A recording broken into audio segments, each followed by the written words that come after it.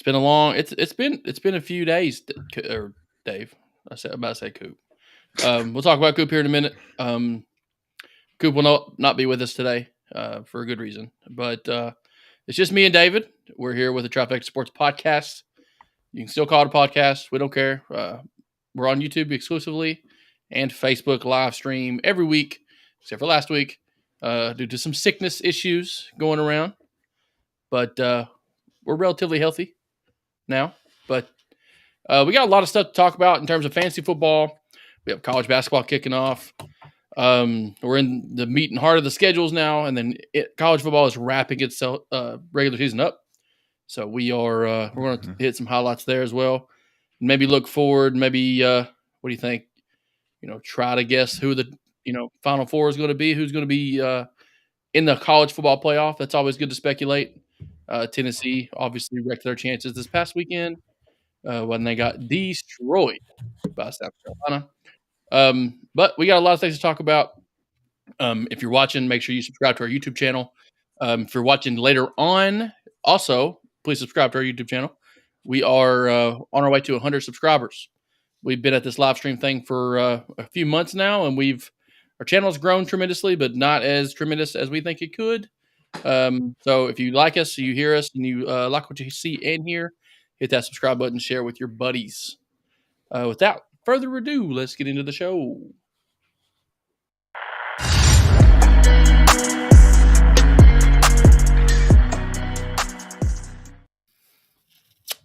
All right, Dave. We'll start with college football. This past weekend, Tennessee got demolished by South Carolina. Spencer Rattler looked like an NFL prospect. I hate the fact that South Carolina was the team that did it. Simply because I don't like Shane Beamer. I think he's pretty much the biggest prick on the face of the earth. Spencer Rattler is everything you don't want in an attitude of a quarterback, unless he's changed. Did you watch QB1 with Spencer Rattler in it? Oh, I did. Absolutely despise he's awful. I played high school football. If he was on my high school football team, he was getting punched in the throat every day. I hated him. Yeah. Terrible, terrible, terrible. And he might have grown up, might have changed. But the fact that Spencer Rattler was the one that did it kind of doesn't sit well with me. And you see that, I don't care. I'm just glad somebody did it other than Georgia, because I don't think Tennessee fans would have survived if they would have been sitting there in 2 weeks on the cusp of, are we in the playoff or not? Because, right. They weren't going to Atlanta. So they needed some magic to happen. They needed Ohio State or Michigan to blow one of the others out next week. You need the Pac-12 to shit the bed. I don't even know. TCU barely held on last weekend. Yeah. We're here. I'm one thankful that as a Kentucky fan who it's basketball season. I think that sums it up. I'm just glad Tennessee. It's also basketball season for Tennessee as well. Yeah. Quickly, I didn't watch the ranking show this week. Has many things changed? I don't think so. I think it was. I think it's Georgia, Ohio State, Michigan, TCU. LSU 5. Oh wow. And then USC number 6. Let's talk about LSU for a second. Is this the playoff committee just covering their ass in case LSU makes an epic upset in the championship? Yeah, I think you're right. I think Georgia's a lock whether or not they win or lose the SEC championship. They're obviously going to. I'm going to say there's a 99.9% chance they beat Georgia Tech this weekend in their rivalry game. I would hope so. Ohio State and Michigan do play this weekend. One of them will lose. I assure you that.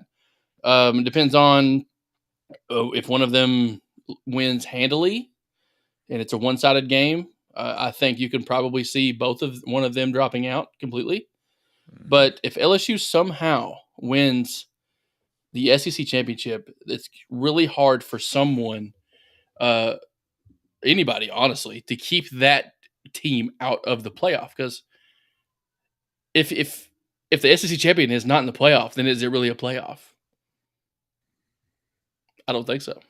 I don't know. But that's a good point, Dave. LSU being in the number 5 spot, leaves the door open for them. They control their own destiny, in my opinion. I think they take the winner. They take the loser spot of Miami or Michigan and Ohio State. Now TCU, I think they're probably going to remain in there. I don't see anybody beating them in their conference. Although they did struggle heavily. A struggle like that is technically probably as good as they can, or as close of a loss as they can get without actually losing.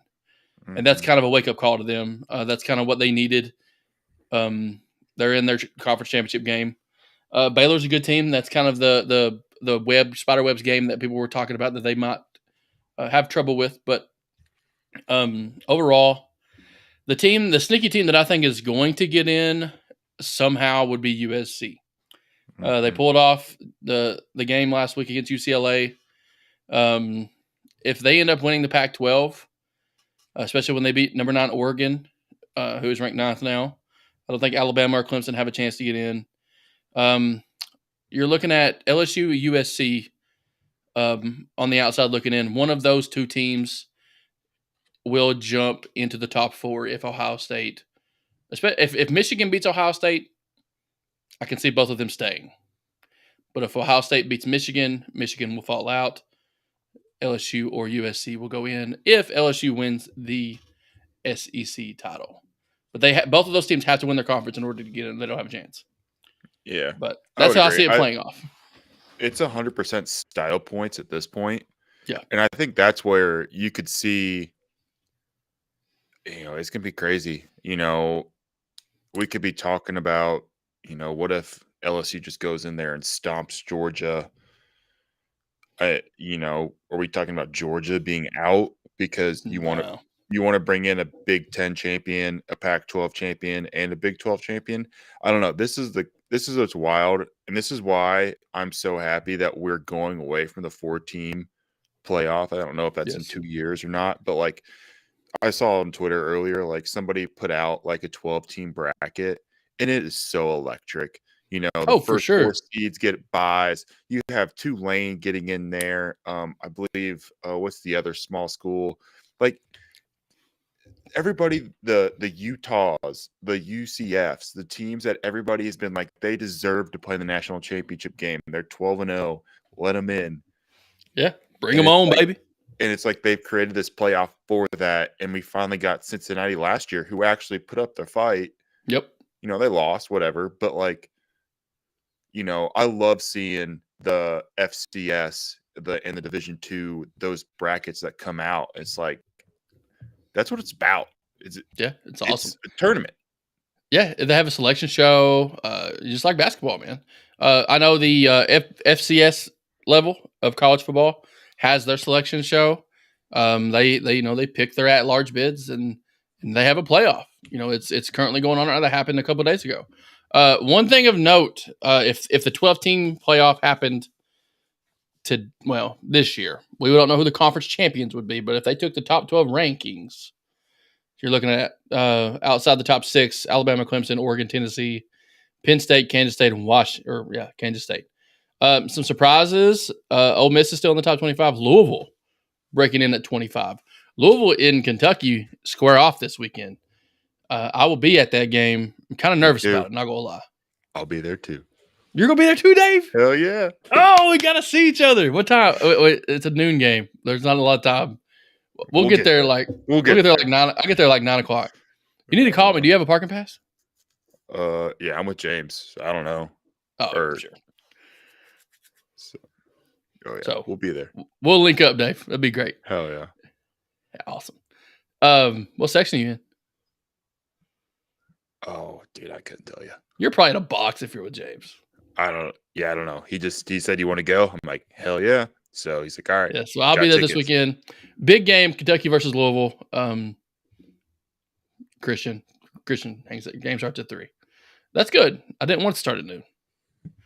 Appreciate it, bro. I'm gonna give you a shout out. Pop your little comment up. Christian Brewer, fellow season ticket holder. Let's go Cats, baby. Go Cats.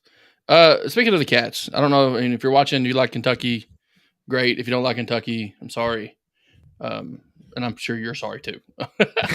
But Kentucky football has let's just say it's not a very good time to be a Kentucky sports fan unless you watch like soccer or a rifle team or swimming or track and field. That's about it.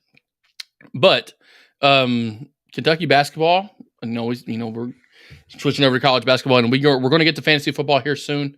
So if you're with us, hang on. If you're waiting on that, if you have fantasy football questions, go ahead and drop them in the chat box. We will get to those later. I will not forget you. I promise. You will be featured live on the show. Switching over to gears a little bit to college basketball. Coach Cal, man. I can't get on Twitter or Facebook before, after, or during a UK basketball game simply because everybody seems to think they know how to fix things when it's broken. And I'm going to let everybody in on a little secret. Ain't none of us know how to fix it, including the ones who are participating. Sometimes, I will say this. Me and Dave talked about this off air. I can't defend John Calipari anymore. Great recruiter. Awesome guy to have around your program. Literally brought us out of the depths of hell from the Billy G era, and we are appreciative. Still appreciative of everything he's done. Makes, every season build a little bit of hope up inside you, and you're excited every year. We got the recruiting classes, the number one rankings, the top 25 preseasons, the SEC Player of the Year mention honors, National Player of the Year mention honors. But when it comes down to it, you got to draw up a play when you need one for your players. It just don't happen. I watch teams like Bellarmine give, Power 5 teams fits just by running offensive sets with some former D3 athletes. They're Division I now, or they're D2. They were D2, now they're D1. Hey, D2, former GLVC opponents, Frank. I know, Dave. Put some respect on their name. Bellarmine was in Quincy's conference, and that's where David played baseball. We actually went to Bellarmine to watch Dave play one time. So, yeah, you did. Quick fact, it was a good time. But anyway, I mean, they're not. They've been in Division I this is their second year. They don't really have Division I basketball players on their team yet. Oh, I disagree with that. But listen, hear me out. No, but I've actually watched highly recruited players. Well, yeah, these guys are getting recruited. Pull that though. They will if they keep doing what they're doing. They're going to make frequent visits to the NCAA tournament, I feel. I don't think they're going to pull in like the 4 and 5 star guys, though. They're not. They have been a wagon in basketball for like 20 years. I agree with that. D2, I believe they made the national tournament like every year. And then, last year we had the whole debacle of they won the ASUN because and they weren't allowed to go in the tournament. They should have been to the NCAA tournament, yeah. So don't sleep on the Bellarmine Knights. I ain't sleeping. I'm saying Duke was sleeping on them on Thursday night, only up by 5 at half. Yeah, what I'm saying is teams like Bellarmine are well coached. That's why they're being so good with players that aren't necessarily Power 5 players. Don't get me wrong. I think Bellarmine might end up being, in the very near future, probably the second, maybe third best college basketball team in the state of Kentucky. Behind Kentucky, arguably Western at times. I think they're already there. You think? They're better than Western? They're better than Louisville, hands down. Yeah, I would say it's Kentucky, Western, Bellarmine right now. I mean, I can't speak for EKU or Moorhead, but EKU is solid. I like their. I know a lot of you guys listening probably have no clue what the teams we're talking about, but Jacob, I'll get to that comment in a minute. But we're just having a Kentucky college basketball conversation with teams from Kentucky. So keep the ear out for Bellarmine. Based out of Louisville. They will be in the NCAA tournament, and they will knock some people down. I don't think they will. I don't know if they're even eligible this year. They are. They are? I'm pretty sure. Okay. I think they had to sit out 1 year. I think that was the rule. Just climbed the ladder from D2 to D1 last year. Was unable to. They won their conference first year in D1. Unable to attend the NCAA tournament. I think that has changed this year. They are able to go. But anyway, moving back to the Kentucky actual UK basketball conversation. being a Kentucky basketball fan is hard. We're greedy. We want to win everything. We want to make every shot we put up. We better get every rebound. We have to beat every team we play, or it's never good enough. And it's hard to say that because, it's not reality, but that's what we expect. And if you sit there and say that you don't expect that, you're lying to yourself. We have to win every game or it's a failure. That's the way people think. That's the way people feel. And it's the reality of things. Unfortunately, but here's the thing also. It's a luxury to have that feeling. And it's possible. So I'm thankful for that. But I also want to win freaking championships. I'm tired of these, Duke and North Carolina winning every year. The Gonzaga's making runs for it. The Villanova's winning a couple out of 3. Virginia making runs. Like, these teams are just better coached in terms of the X's and O's than some of the other ones. Tom Izzo beat us based off of a play on the inbounds and a misinterpretation, 2 plays on the inbounds. We had that game won 45 times in a row, and we screwed it up. How sweet is it, though, that 2 inbounds plays pretty much beat us for a team that never runs an inbounds play? Our inbounds play is, hey, tallest guy on the floor, put your hand up, we're going to throw you the ball. And it's been that. I had this conversation today at work. It's been that way for like 7 years. Like, we don't. PJ Washington. It was PJ Washington. It was Poitras before that one, and now it's Jacob Toppin. Can we just throw an oop one time? Yeah. Our offense is, hey, let's do a screen at the top of the key, pass it around the key, dump it down to Oscar, and that's it. Create your own shot, figure it out from there. Once the ball goes inside, nobody else moves. Why would they? It's Oscars. Nobody else got moves. it. Oscars got it. We're going to close it out with Christian's comment, and he says, hey, we get kids to the NBA. That's great. We do. I mean, we get a lot do. of kids to the NBA. But they haven't been going as high as they used to. They haven't. And I would argue also, some of the ones that are going high would have went high regardless of whether or not they attended college or not. Not if they attended Kentucky, but if they were able to go to the NBA right after high school, which I think that rule is on its way back. If they were able to leave right after high school and go to the NBA to the draft, they would be drafted in the roundabout same position. Sometimes even better. BJ Boston would have went earlier. Yeah. Yeah. So it hurt some people. Now, guys like Oscar Tshiebwe, obviously being here helps him. Guys like Jacob Toppin, obviously he's going to be drafted this year. It's helped him tremendously. He's went from undrafted to drafted. Yeah, Justin said the same thing. He said it. He's been saying Cal needs to go for years. I'm not saying he needs to go. I think he needs to adapt. David said it before. Adapt or die. You have head freaking basketball coaches on your bench. Orlando Antigua, head basketball coach. Bruiser Flint, head basketball coach. Multiple people on that bench have been in programs where they run freaking basketball plays. Let them do their job. Yeah. Hey, one of these right here. Give me one. Run one. Or how about this old one? Texas. Give me Texas. Louisville. Give me one of those. God, I mean, at least something. Jeez. Yeah. And that's what pisses me off. We'll end it on this. This is what pisses me off is Cal saying we haven't had time to practice together. You went to the Bahamas and played a bunch of 30-year-olds in 4 games. What do you mean you haven't had time to practice? You've been together. You've been together for 6 months. We're talking about practice, Dave. What has UK fans been asking for all of these years? These one and dones. These one and dones are killing us. These one and dones are killing us. What do we have right now, Dave? We got 4 seniors, buddy.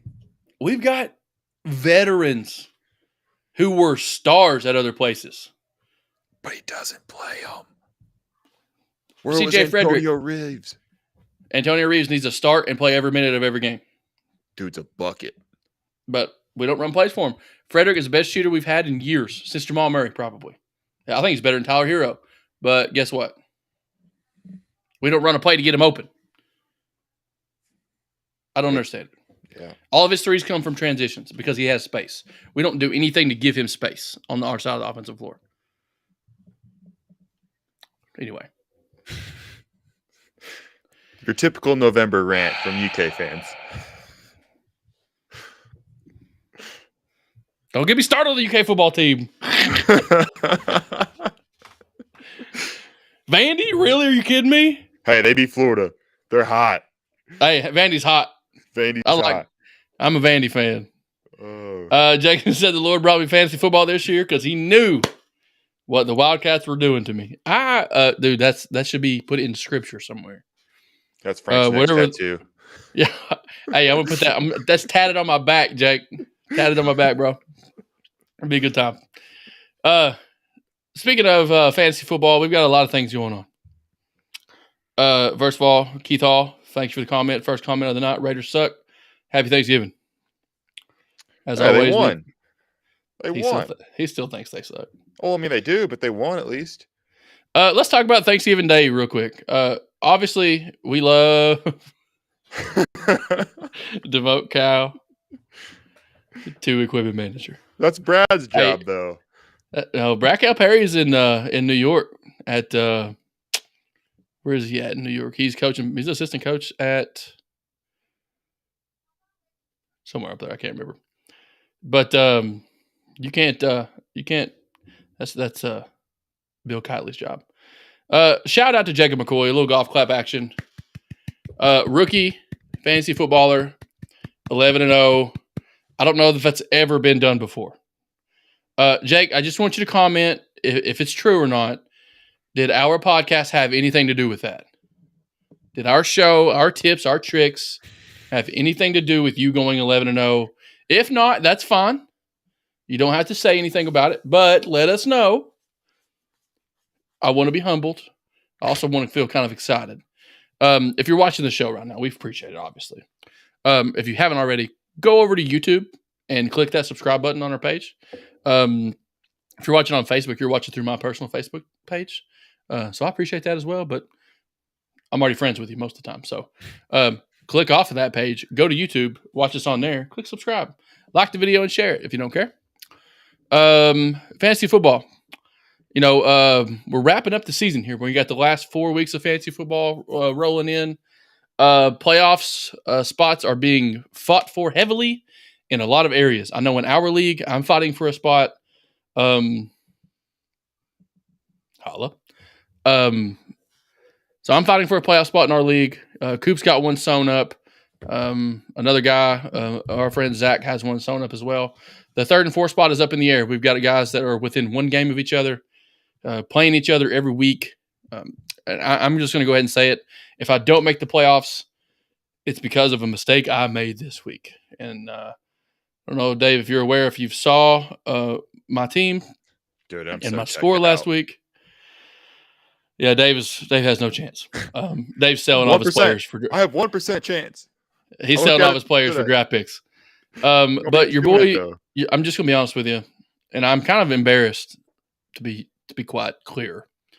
I've been streamlining quarterbacks. I've had right now Daniel Jones is a solid, always week to week guy for me. Doing great. Jacoby Brissett was my other guy. I had Jimmy Garoppolo at one point. Dave's laughing because he knows what I'm going to say. I have Jimmy Garoppolo. I had Jimmy Garoppolo, but I had a bye week situation a couple weeks ago where I had all three quarterbacks on a bye week, so I had to drop a couple of them. So I kept Daniel Jones, dropped Garoppolo and Brissett.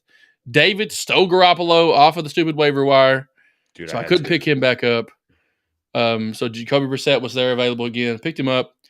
Looked at the matchups this week, saw that he was playing Buffalo in a dome, expecting Buffalo to kind of run all over the Browns this week. And then I went to the waiver wire to think, okay, maybe there's somebody down there that I can trust a little bit more. So who did I pick up, Dave? Picked up Davis Mills. Long neck. Your boy picked up Davis Mills, expecting him to do something against the Commanders. I didn't have a lot of faith in Washington. Let's just say it was the wrong pick, and I ended up losing this week. In our league, which is double PPR, just a reminder for most people here, Jacoby Brissett ended up with like 52 points, and Davis Mills had less than 20. And I lost our game by 3 points. Yeah. Which I wouldn't put that on Logneck there. I mean, you had Justin Jefferson with 3 catches and 33 yards. Yes, that was bad. Was an And I also abomination have by his standards. also AJ Brown did not have a good week. And you had Mixon go out the concussion early. Mixon had a concussion. Like, my team is really, really good. I'm not gonna lie. I've done a lot of work. I've traded. I've done everything I'm supposed to do. Just my decision making last week was not great. I was projected over 400 points, highest projection of any team in the league. I knew it once the games started. I made the switch like 20 minutes before game time, but I knew it once it started. I knew I screwed it up, and I wanted to take it back. I was like, it's like, that rock, you that little pearl rock that you love, and you skip it, and you're like, oh, I want that rock back. That was me. Yeah, you really messed that one up. You should have won. I should have won. I should have won regardless. How about that? I should have won regardless, but I didn't, and that's fantasy football. We all have that happens. We have a guy in our league. If he's watching, I'm sorry, Austin. We have a guy in our league who has scored more points than me. Total. Scored more points than half the league, and he's 1-10. Won one game. That's the way it works. He's scored so many more points than other people. One win. I don't know how it happens, but it happens. Okay. I just want to take this time and thank Austin. I had a 7-game losing streak. I started out 3-0. I went the old St. Louis Blues on him. I went 3-0, went 0-8 or 0-7. He got me back in that dub column. He's the only reason I got that 1% chance, so I appreciate you. Yeah, everybody has to lose for Dave to get in. Christian, Literally. We appreciate. Christian Brewer has switched over from Facebook to YouTube. I'm sure he's hit that subscribe button. All of you other guys watching from Facebook, you do the same. If you're watching from YouTube already, go ahead and hit that subscribe button. It's not that hard. Help us out here. Jacob, another. If you've tuned in after Jacob's comment about he's 11-0. He's a rookie in fantasy football. One of our close buddies. I asked him if he had any advice that we have given him that helped him out. He said he took Eckler first round based off something we said pre-draft podcast. At first, that Eckler didn't work out for you, but if you kept with it and you stayed on the track there, then he obviously has made a difference. So let's just talk about fantasy football. If you got any fantasy football questions, throw them in the chat. Throw them in the comment section. However you want to do it, we'll answer them live on the air. As much interaction we can with the audience, the better the show ends up being, and more entertaining it is. So hit us up on there. Let's have fun. We're getting into the nitty gritty of the fantasy football world now.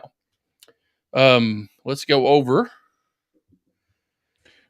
This will be a PSA for everybody that is tuned in. Odell Beckham's only owned in 30% of leagues. It's looking he's going a lot of the chatter has been him and the Cowboys are definitely linked.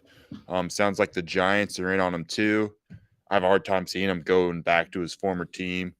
But if that man goes to the Cowboys, put in your waiver claims tonight because that dude is going to be a guy. If you got a spot, put him in now anyway. That's just my opinion. But if you have fantasy football questions, again, go ahead and send them in. We'll answer them live on the air. A question most people have is, what is going on with the running back situation in Detroit? So DeAndre Swift, top 3 round draft pick for most people, top, first round draft pick for a lot of people. Not, scoring okay, but maybe not getting the bulk of the goal line carries. Jamal Williams is leading the league in rushing touchdowns with 12. Jamal Williams is one of the players that beat me this week when I made the stupid decision to start a long-necked Davis Mills over a super hot, consistent Jacoby Brissett. Another question would be, when is Jacoby Brissett's job going to be in jeopardy? I think it's this week. I think he's gone. Do you think they start Deshaun Watson right when he's available? Oh, yeah. Oh, 100%. I would be livid if I was Jacoby Brissett. The dude's put in work for him, dude. I mean, that's just what he's put in work. He's earned that spot. No, he hasn't. They're 3-6 or 3-7. They are terrible. They are pairing. I was reading about this today because the NFLPA actually put in a lawsuit today against the NFL owners, saying they're colluding against players and not giving them fully guaranteed contracts. And they basically said, say it again. Did you say the Browns? No, the NFL. Basically, all the owners were pissed that the Browns gave Deshaun Watson a fully guaranteed deal, and now Lamar Jackson wants one, but none of the owners are budging. Now the NFLPA is saying the owners are colluding. Like, Deshaun Watson. They don't want to give all that money to everybody. No. And why would you give it to the guy who has 24 counts of sexual assault against him? Like, the Browns are so stupid. So, yeah, I don't care who the coach is, who the GM is. That owner gave him a fully guaranteed, like, stupid amount of money. He's playing. If he's healthy, he's playing. I think he's been in the building for like 2 weeks now. Yeah, he has been in there. So, but it kind of set the precedent for, talented quarterbacks, especially young quarterbacks. Lamar Jackson needs to get paid. Lamar Jackson this summer or after this season, whether it be the Ravens or whether it be somebody else, he needs to become the highest paid player of all time until somebody else beats it. But can we talk about that for a second? I mean,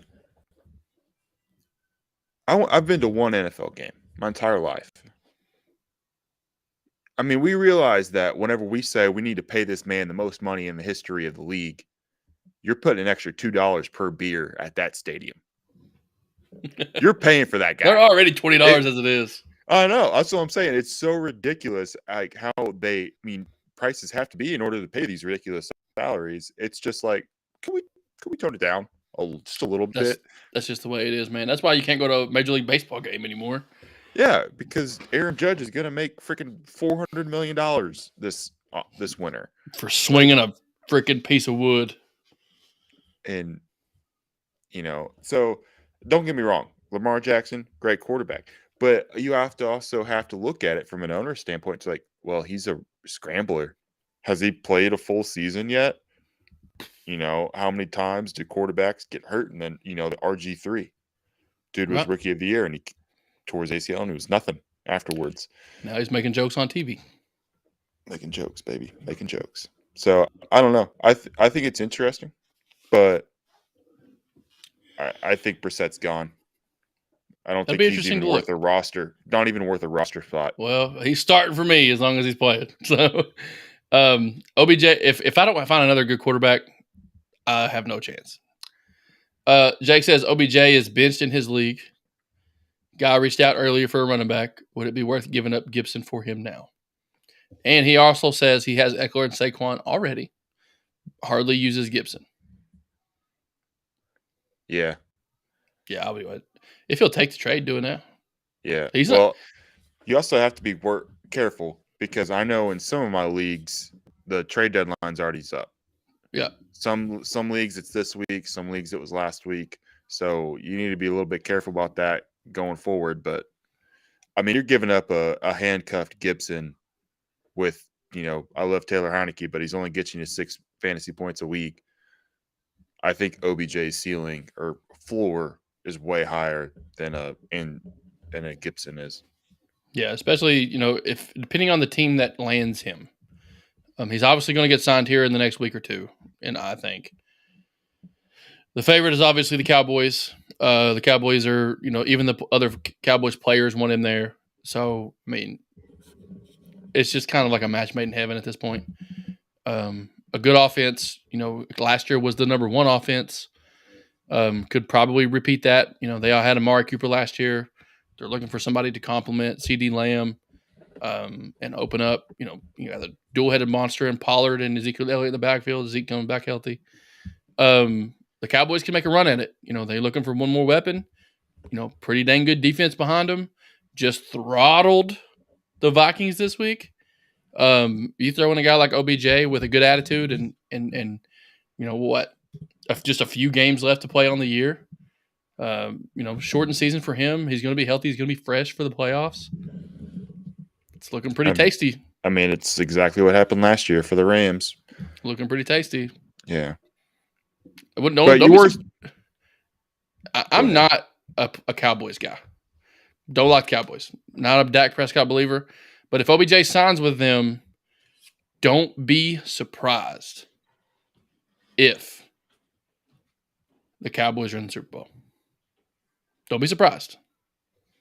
I'm not saying it's going to happen, and I hope it don't happen, obviously. But don't be surprised if it does happen. NFC's weak. Millie Mills, what's up, dude? Thanks for tuning in back, brother. We appreciate the love.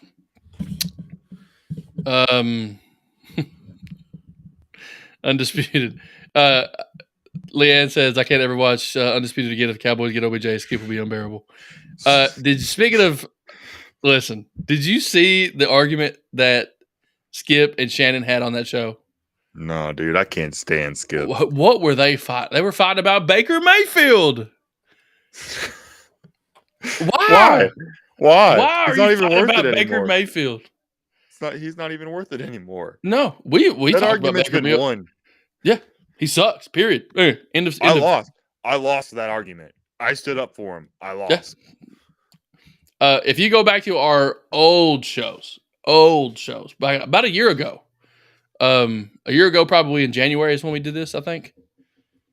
Back in January, I think is when we started, this podcast thing that we thought we knew what we were doing, but we really didn't. They're probably terrible. I haven't really listened to it in a while. But we shit on Baker Mayfield every chance we got, and we were right. We were correct. I'm not sorry for it. Also shit on Dak Prescott. Millie says, dude wants Monty from me for Deontay Foreman and Curtis Samuel. Talking about David Montgomery? I don't know. He's got me confused.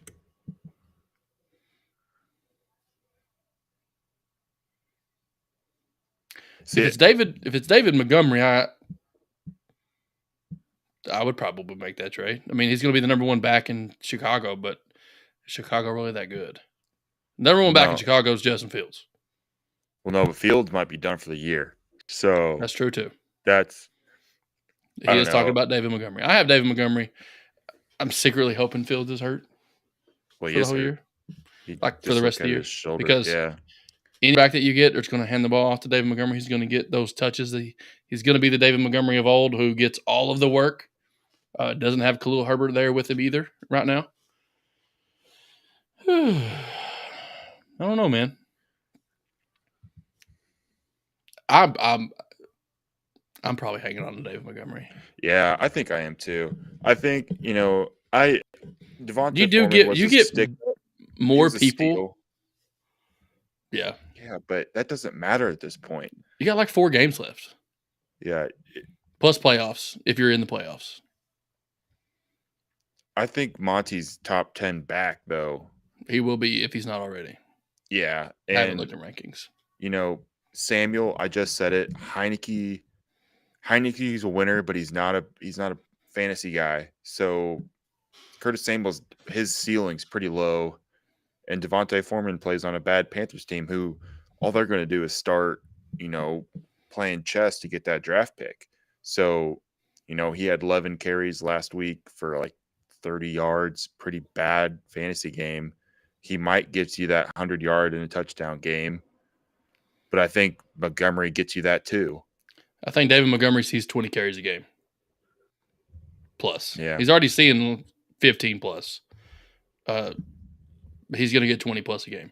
You're going to get some solid players in Foreman and Samuel back, but depending on the makeup of your team, if you have good wide receivers already, adding Samuel doesn't help you. But keeping Montgomery might help you now more than ever because, he's had hit or miss weeks. Obviously, I have him on my team. I start him every week. But moving forward, I think his value has drastically increased. And the trade deadline, like we talked about earlier, it may have passed or maybe getting ready to pass in your league. So that the guy offering you is probably desperate. Think about, if you give him Monty Is it going to help him more than it helps you? If you're fighting for a playoff spot, I think keeping Montgomery is probably the better bet.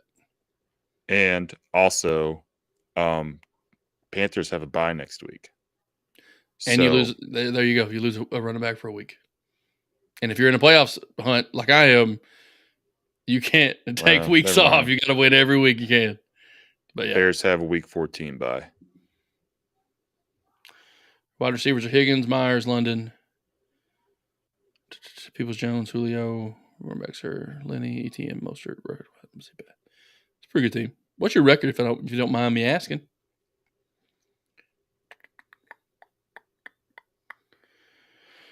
So I'd say London, Higgins on a standard team is probably your starting 2 wide receivers. Are you starting Fournette, ETN, and Patterson in the flex? Yeah, probably. He's 6-5. Hey, I'm 6-5 too, but I'm in the playoff hunt. You might not be, but I am. That's how competitive our league has been. We have 2 guys up there. One 8-2. Cooper on our show is 8-2. 8-1. Is he 8-2 or 9-1? He's 8-2. 8-2, and we have another guy that's like 7-4. But there's like 4 of us right now that are 6-5, fighting for that 3rd and 4th playoff spot. So every week for me is tight. Don't do that trade, Millie. Both those guys have bye weeks coming up. Or actually, all 3 of them still have a bye week. So you're losing that. I don't think it helps you, any. No, don't do it. Because I think I would start right now, I would probably take Lenny out, start Montgomery and ETN as my starting running backs. Maybe Patterson in the flex. Higgins and London starters, depending on the matchup. Maybe Jacoby Myers in there. He's done pretty well. Had some really good games. The problem with this lineup for me is there's a lot of decision making having to happen week to week. Yeah. I would have tried to probably make some moves early on in the year to take some of those decisions away. That's what I would have done. I like having certain decisions and I like having options for bye weeks. But week to week, everybody's ready to go. Everybody's healthy. I don't like having those decisions, if that makes sense. It makes the game hard to play. That's my advice for future years of fantasy football. If you've got options, sometimes too many options can mess you up, and you're always tinkering with your lineup, moving back and forth, second guessing your options and things like that. And then, like me this week, playing the wrong quarterback. And then you feel like crap the whole week after the loss. And then you're like, man, what I need to do to make up for it. And then 2 weeks down the road, you win one, you got to get another win to get it back. And all of a sudden, you're making the same decisions over again. And you're having to make those tougher choices right before the game starts. And you're looking at matchups. You're killing yourself. You're doing this. You're doing that. If you don't have any choices, you just take your players and run with them. The game is a little bit more enjoyable to play. Mm-hmm. It's my opinion. Take that for what you will. But other big headlines. One of the saddest things of the week is Wan'Dale Robinson had the best game of his career. You know, we're Kentucky guys, so we're going to talk about Kentucky players. Wan'Dale Robinson had his first 100-yard game.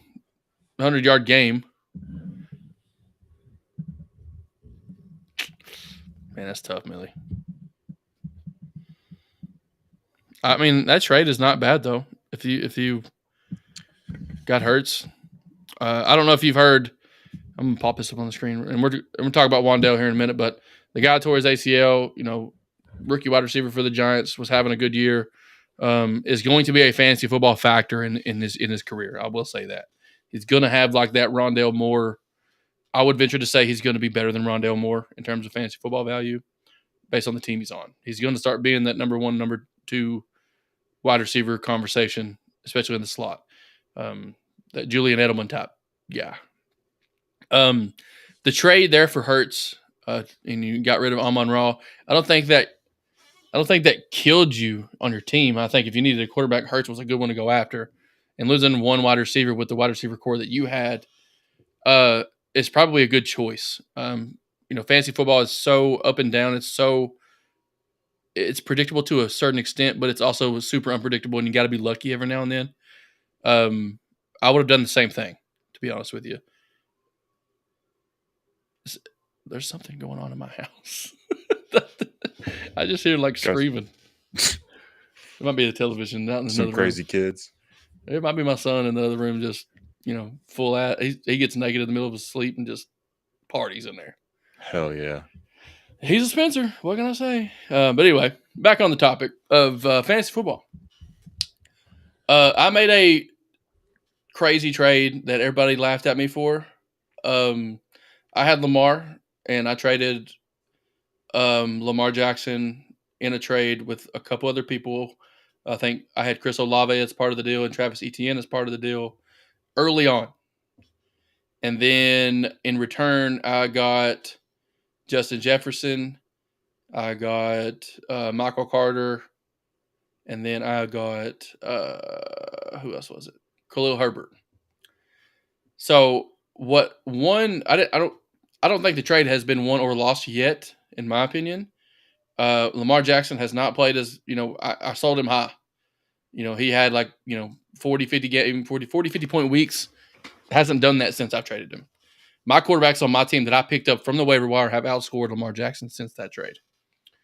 Justin Jefferson has basically jump-started my team, allowed me to solidify my wide receivers and my flex spots where I don't have those choices anymore. If I win or lose a trade, it's with Travis Etienne and Chris Olave that I got rid of. But my problem with that is they had no room on my team. Right now I have Mixon, I have Jonathan Taylor. My wide receivers are CeeDee Lamb. I've got A.J. Brown, Justin Jefferson.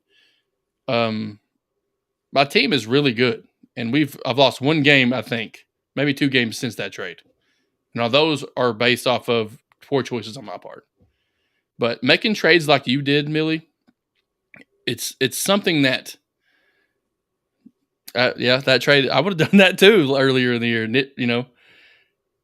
Patterson missed a ton of the year. My wife had him on her fantasy team. I actually dropped him off of her team.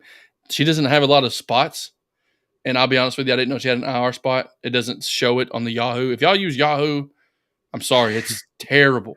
The user interface on like mobile, Yahoo Fantasy Sports is terrible. Be a normal person, for God's sakes, and go to ESPN. Don't do your fantasy leagues through Yahoo. I will die on that hill. If you like it, I'm sorry. I lied. I'm not sorry. I hate Yahoo. It sucks.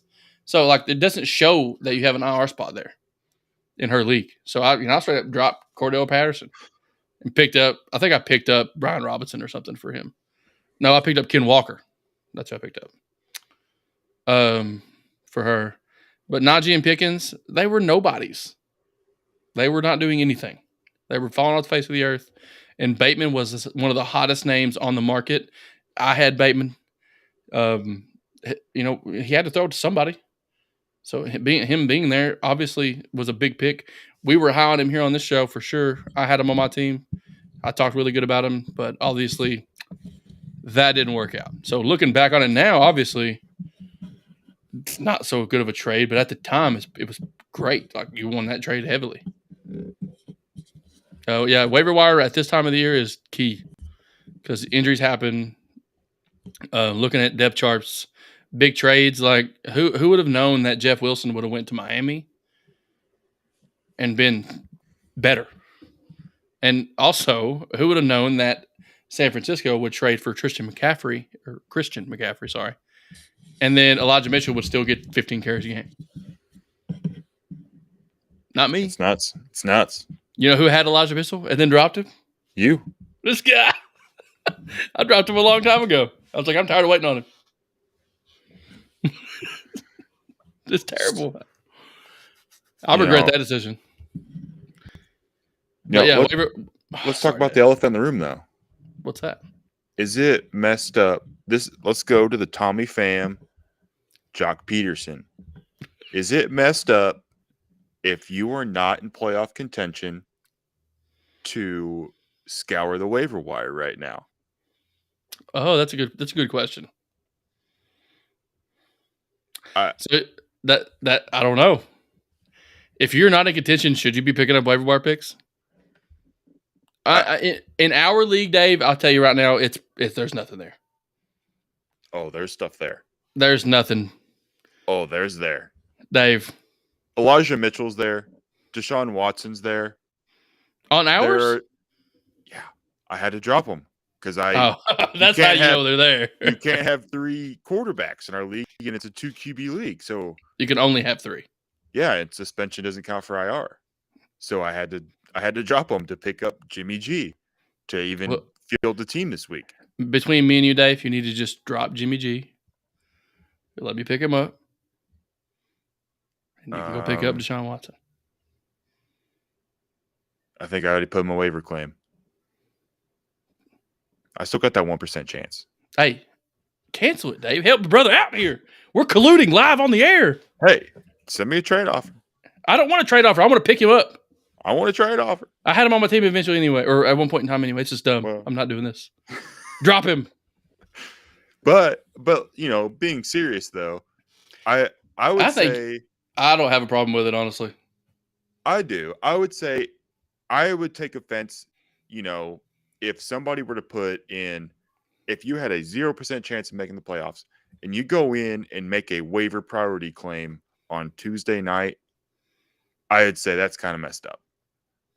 Like, your team's out of it. Wait till Thursday. Wait till Sunday morning. You can fill a team out. It doesn't matter. I mean, in our league, like, we don't do draft picks based off finish. It's all random. But some people do. It doesn't matter.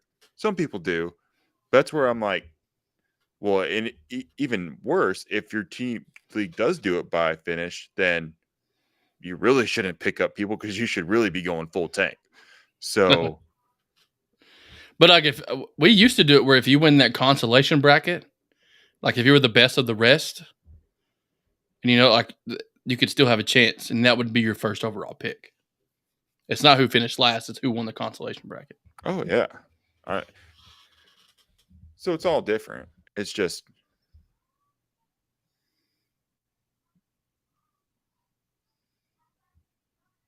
Jacob just made us stop in our tracks. Yeah. So we're reading this. I'm going to pop it up here on the screen. We're like, hold up, wait a minute, something ain't right. So he got dropped on a Tuesday night by a guy out of contention. Wanted to be mad, but I guess it was fair game. Did he get picked up by a guy in contention? That sounds like, hey, like me and Dave dropped Jimmy Garoppolo, please. That's some collusion right there. How much money did he get paid to do that? I don't like it. I don't either. That's the only thing I like about ESPN is they do the non-droppables. I love that. Yeah, I do like that. If people are locked.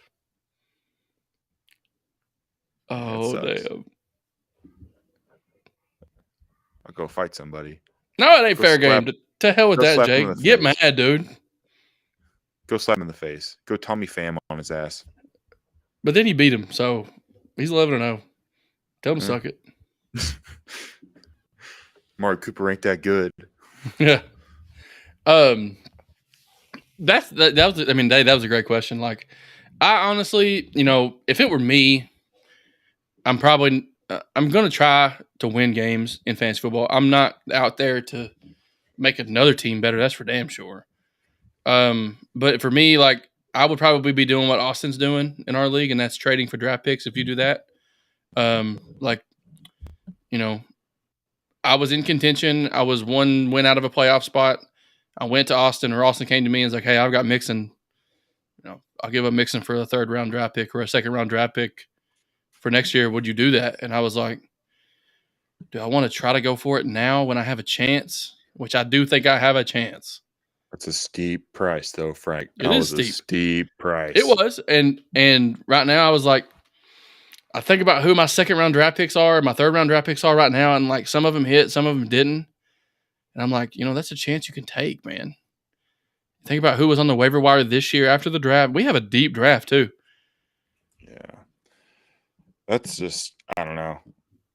I traded away a 2nd for for Jonathan Taylor in one league. I'm still in playoff contention by the hair on my head. But I mean, And basically, you traded a second round draft pick for a number 1 overall draft pick. So I think that's a good value, and it's going to work out because he's doing better.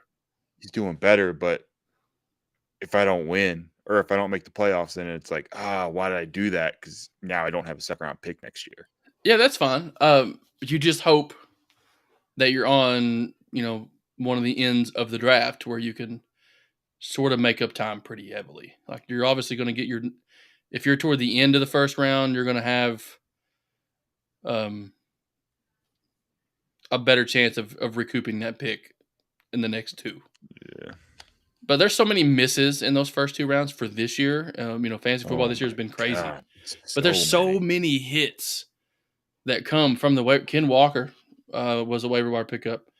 Khalil Herbert way into the draft. Dameon Pierce, mid-round guy, but he had a lot of hype going in. Olave way deep in the draft. Rashad White, probably a waiver wire pickup. We had all kinds of guys. I'm missing a ton. I can't even think of them off the top of my head, but there's so many guys out there that you can pick late in drafts that's going to help you win your league, and that's where you win your league. So if you give up a second or third for a guy that gives you a 5% better chance to help you win each game going on to the playoffs, I'm going to take that chance. Now, I said to myself, because he had Joe Burrow and he had Ja'Marr Chase as well, and I said, if I win this week, I'm coming after Ja'Marr Chase. I was going to do whatever. I was going to give probably a third and probably somebody else for Ja'Marr Chase. But I didn't win, so I'm kind of not doing that now. I think if I had Ja'Marr Chase when he come back from an injury, throw him in my flex, I have number 1 wide receivers scattered all over my lineup. My chances were good. Yeah. I mean, yeah.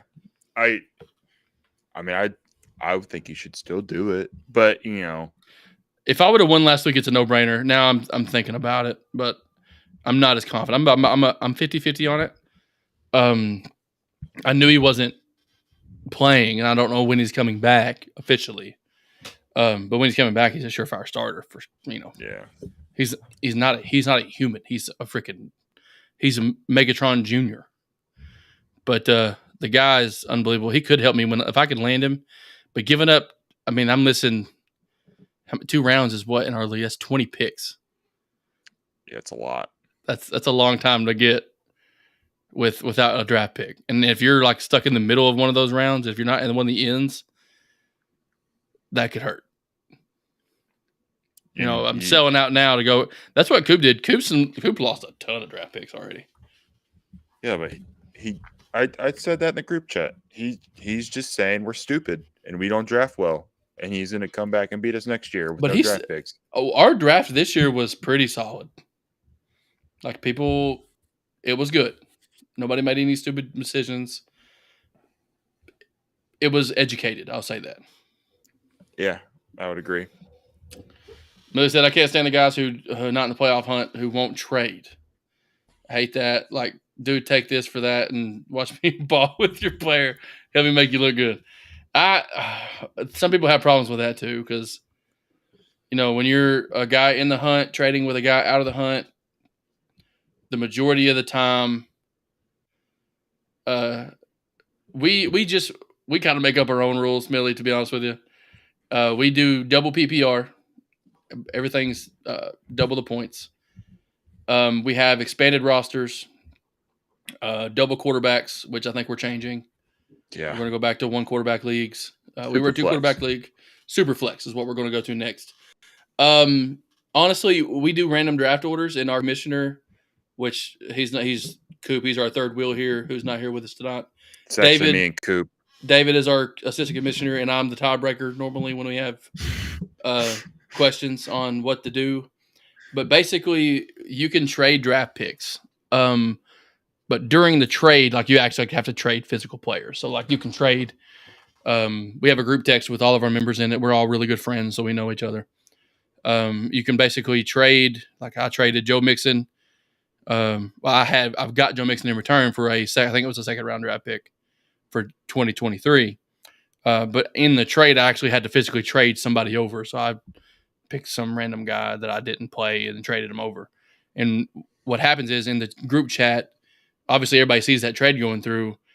The person making the trade or traded away Mixon said, "Hey, I just traded Joe Mixon for a 2023 second round pick."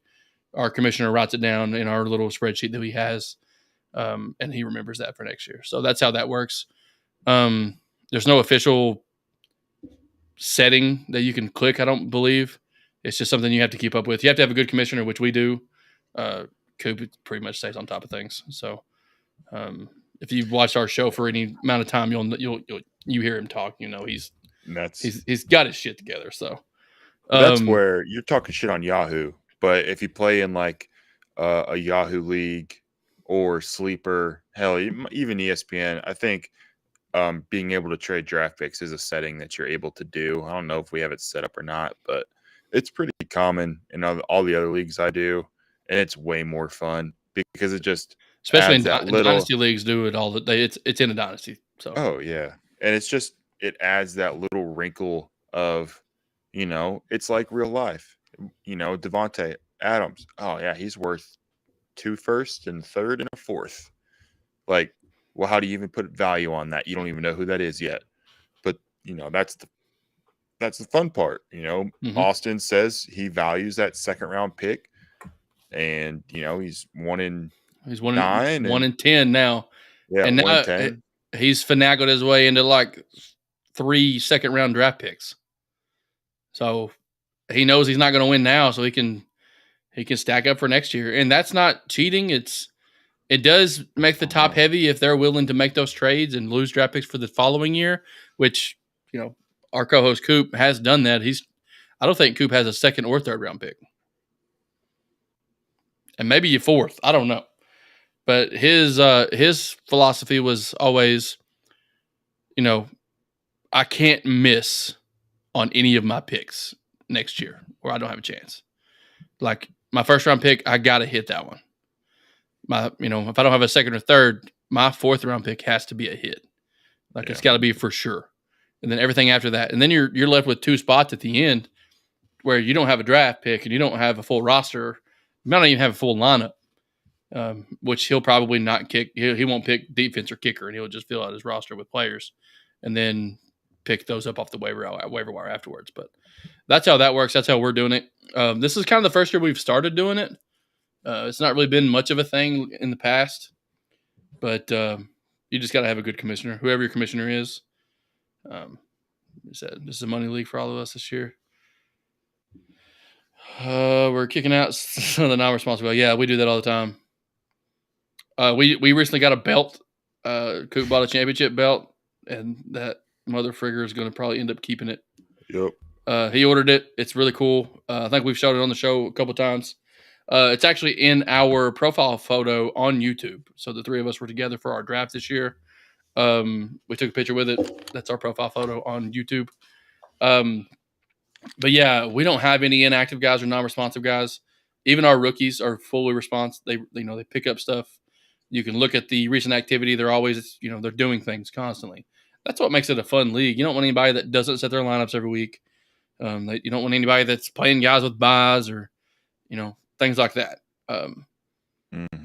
Even this past week when, there was a question where Buffalo players may not get out of Buffalo, Coop texted the league and was like, hey, guys, if you have a Browns player or a Bills player, you think about having a backup plan in case that game gets canceled, because once the game slates start happening, I can't change anything.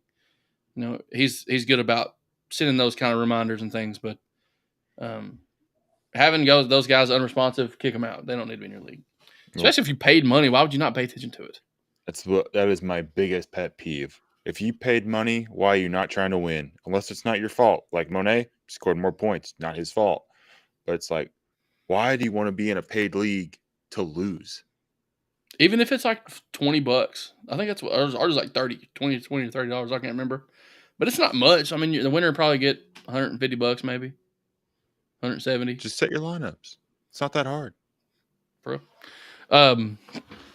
We've tossed around the idea of doing like a listener league or a viewer league or something like that, with us. Maybe piling in some of the frequent flyer listeners like Weaver and Millie, you'd probably be on there as well. Having me, Coop, and Dave on there, Jake, some of our other guys that comment on here back and forth every week. Having a listener league that we all, we're part of and can talk crap to each other and help grow our podcast as well, and talk about that league on this show would be pretty fun. So that might be something we look forward to and doing. I'm not a guy that does many leagues at once, but I would probably do a couple of different ones now.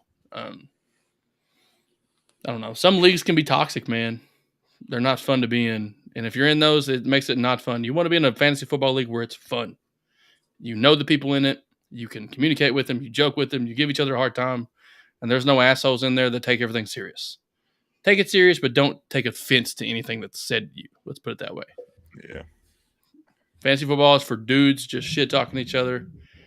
And it brings meaning to watching football games that don't mean nothing to you. Like last night I was watching the freaking Cardinals and the 49ers, and I was like, don't give James Conner the ball. Don't give James Conner the ball. I don't want to hear it, man. I don't want to hear it. I'm in 6 leagues, Frank. I had freaking George Kittle either playing for me or against me for the win last night in 5 of them. You know how torturous that was? I wouldn't even watch it if that was me. Oh, my. I told Kelsey there, I was like, I just want him to get no catches. I will take my 1 loss and my 4 wins if he just goes catchless. What's he freaking do? 2 touchdowns for 50 yards. And I go 1-4. This is stupid. Tutties, baby.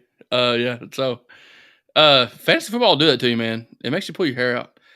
One of the funniest things to watch is my wife, as the Sunday slate goes. We wake up early. We do all of our house chores. We go to the store. Everything's done before 1:00. So we can sit down. My son is in the bed napping at that time when the game starts, so we can just relax.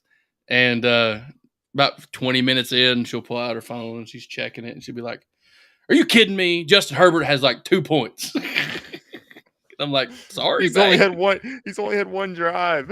I know, that's what I'm saying. Like, she gets tore up about it, and she's like, "I'm never playing this game again." I'm like, "Yeah, you will."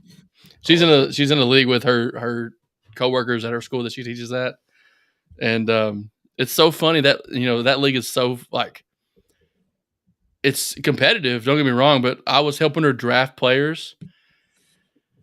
She's not doing well, obviously, so I didn't do a good job with her. But like the person who's the best player in the league was drafting based on the order in which her lineup was set. Oh yeah, the day Mixon had like 100 fantasy points in our league, Lindsay was playing against Mixon, and she was like, "Anybody but Mixon." We're Bengals fans, so we were like, "Anybody but Mixon needs to score these touchdowns," and Mixon goes off for 5. It was so funny. She was so pissed off that day. But anyway, like, you know how you have like the draft order on the side with like your roster? As it fills up, it'll place your players in there. They were literally starting every round at the top. So they took quarterback, running back, wide receiver, flex, tight end, defense, kicker, and then filled in their bench. That's actually not a bad strategy. Strategy. It's worked. She's the best team in their league. She dominates. Yeah, I mean, she's got Josh Allen. I don't know who she got. It might have been Lamar. I don't think she picked Josh Allen. During the draft, and I was like, she had like the 4th or 5th pick, and I was like, she picked Lamar. I'm like, well, she's not winning the league. Lamar with your 6th overall pick. And I'm like, what is this? I mean, what is she doing? Like, this is terrible. I was like, this is terrible. This is never going to happen. Our team's going to suck. I'm like, at the end of the draft, I was like, man, babe, your team's so good. And I'm like, I don't know how this girl's going to win any games. And then she's got the best record in the league. Yeah. Doesn't make any waiver wire picks and doesn't have any trades. There's a bunch of women, some guys that actually know what they're doing, and a couple of girls that have no clue, and their husbands are helping them like mine is. My wife knows fantasy football. She's played it before. She's been in leagues with me and Dave before and done well without me helping her. So she obviously knows what she's doing. But some of them don't. They just have their husbands to help them here and there. And she has the Cowboys defense. That's a good one. So Anyway, fantasy football's fun for everybody. Love it. I would like to know if there's any like females out there that have an all-female league and what that's like. Oh, I'm sure they're out there. I know they're out there, but like just a girls fantasy football league who has just as much shit talking as we do. I just wonder how that would be.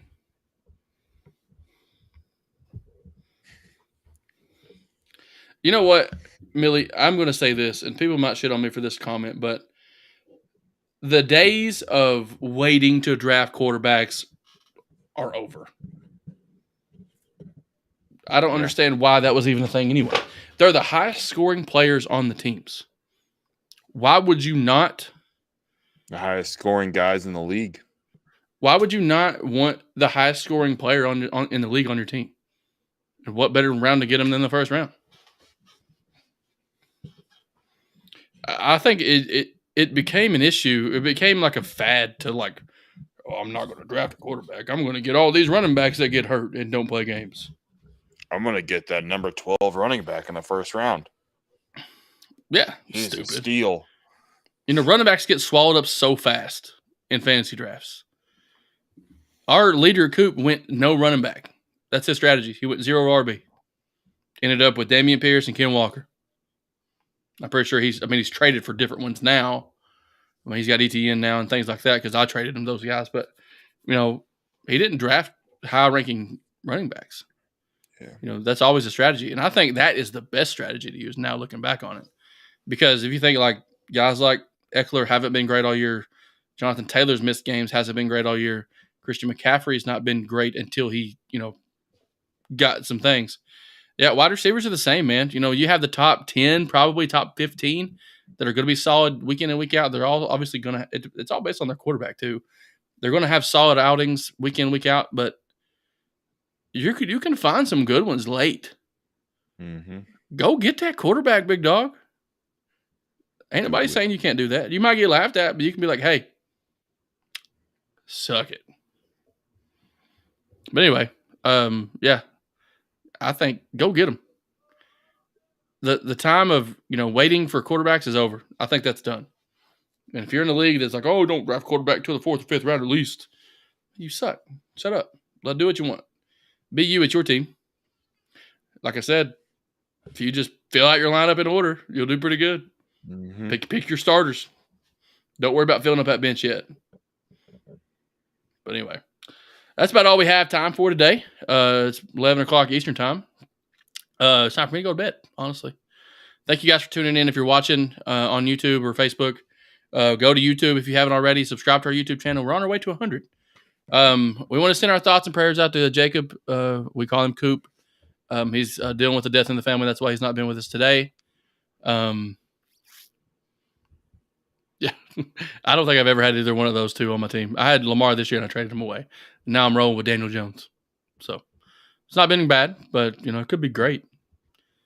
You don't have to worry each week with those guys on your team. I'll just put it that way. Mm-hmm. But thoughts and prayers go out to the Connor family and everybody involved with the passing of Coop's older sister. We love you guys. You know, everybody send Coop some love and support, and his family definitely needs it in times like this. You know, it's gonna be a rough couple of days with the holiday coming through. But that's why he's not here with us. So we texted him today. He was like, "Hey, you want us to, you know, push the show later on, or, you know, postpone it another week?" He's like, "No, we don't need to do it. We don't need to not do it 2 weeks in a row. You guys go ahead. You guys got it without me." So he's probably watching here and there, taking care of his kids and his wife and his mom and dad. But Coop, if you're watching it, you watch this later on. We love you, buddy. Love you, bud. Make sure that you guys stay strong for your family. And everybody out there, have a happy Thanksgiving. If you haven't celebrated already, be safe. Go watch a lot of football. If you have any fantasy football questions, hit us up. Dave has a Twitter. I don't even know if he checks it, but he's got one of his handles listed right there. Comment on our YouTube channels. I do look at YouTube comments. I look at every one of them. I do my best to reply to all of them when I see them. So if you have any questions on there, comment on our YouTube channel on this video. Any other video, we'll take care of you. With that being said, let's head on out here. Have a happy holiday again.